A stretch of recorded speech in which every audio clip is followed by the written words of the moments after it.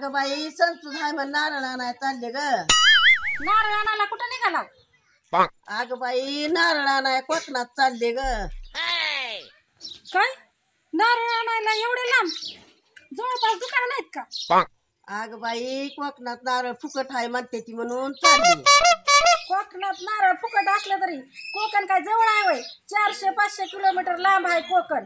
तिकडं जायचं भाडं यायचं भाडं काय कमी लागणार आहे वय? अगं बाई माझं वय 76 हाय. 75 वर्षाच्या पुढी बस फुकट हाय. काय बया म्हातारी एसटी फुकट आहे म्हणून निघाली कोकणात आपली नारळ आणायला. काय तर